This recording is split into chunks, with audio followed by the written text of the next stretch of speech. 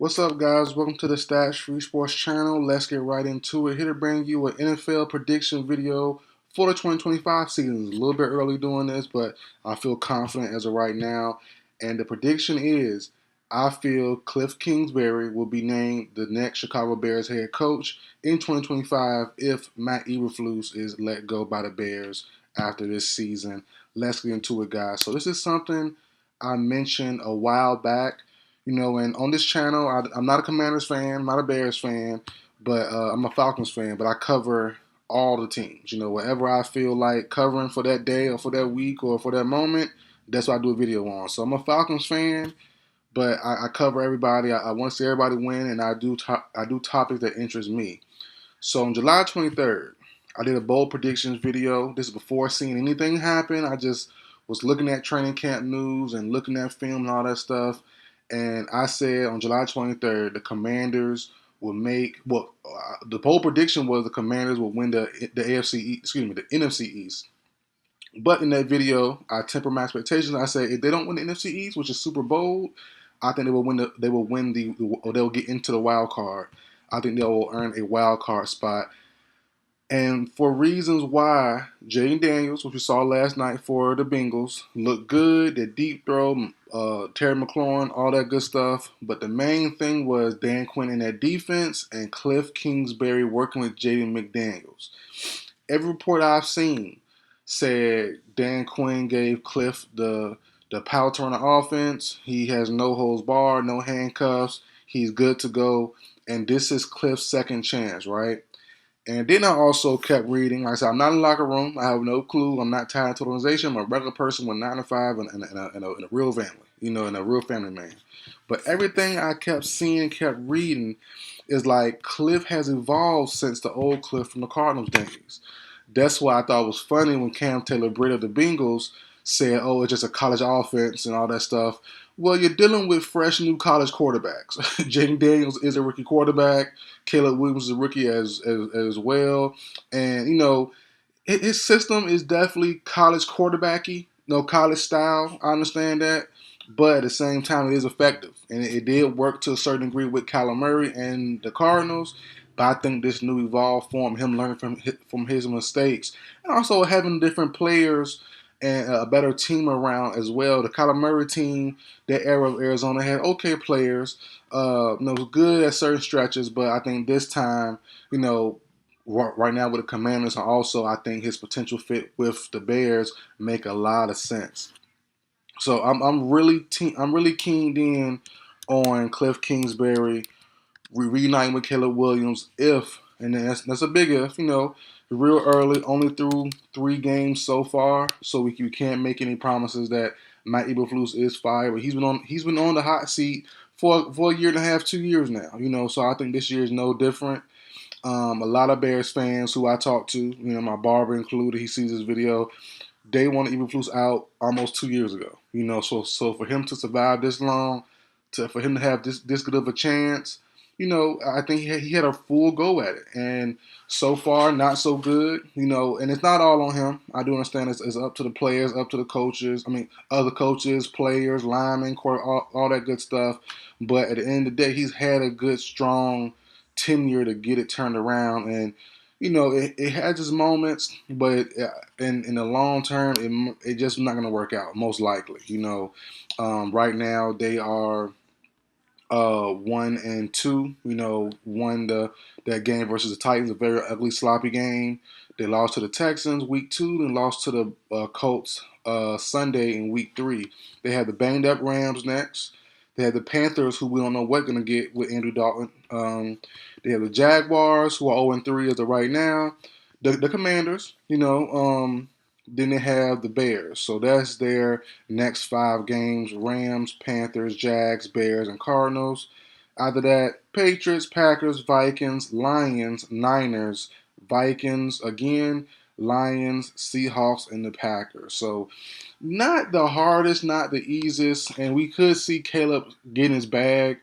As of right now, he's not getting his bag as of yet. He's fumbling his bag, but even if Caleb doesn't look the greatest at the end of the season and hasn't really found himself, I think, and I think it's clear as day. It's super clear as day. Then Eberflus will get fired, and they will bring in the offensive mind to help Caleb Williams, because you're going to need an offensive mind that he feel comfortable with, as to help him out and help his maturity and maturation in the NFL. And who better than someone he's familiar with, only for a year, but as a senior analyst for USC in his last season, and that's Kliff Kingsbury.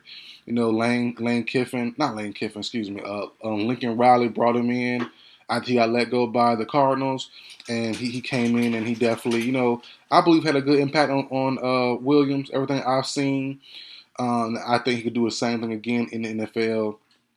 And I said back then as well in my July 23rd video with the Commanders that it's all on Kliff to show that he's evolved. And if he shows that with Daniels and this young team, and is not no not with and this team with not the greatest roster, he's going to parlay himself into another job. Now it's going to be tough because if the Daniels led Commanders get to the playoffs and they have a pretty good run and a pretty good showing, and it's like, man, can you believe that? But at the same time, I think he kind of has to, because his ceiling is set. He's an OC, and he has free reign. But it's like, I know his goal most likely. I don't know the man personally, but I would figure that his goal is to get back as the head coach. He failed. He failed in most people's eyes as the Cardinals coach. And a lot of people got kind of off him and saying he's a failure in the NFL. I don't think so. But a lot of people, the mainstream media, regular people as well, feel that. So if he changed the narrative, has a young quarterback, which he has now, a rookie in Jaden Daniels, and they ball out like they did, I don't expect him to be 21 for 23 every night. That being Jaden Daniels, the way he performed versus the Bengals. But if he can continue to do what he's been doing the first 3 games and continue to progress every week, and a lot of credit will go to Kliff Kingsbury, and that credit will boost him up to get jobs around the league. And, the Bears aren't the only job. They're definitely not. I think a lot of teams will be open. Obviously, as every year goes, more stuff opens up. The Raiders job could be had. We'll see what happens with Pierce after this year. But do we want to go to the Raiders when no quarterback set in stone? The defense not looking the greatest. Devontae Adams is going to be gone. That's a team that's a lot of help, a lot of need after this one season. So, and the list goes on to more teams out there. So I don't think that he goes back, or he goes to Arizona. Not Arizona. He goes to Vegas. To me, that doesn't make the most sense. But out of all the teams that will need a quarterback, a head coach to pair with their quarterback, the Jags make sense as well.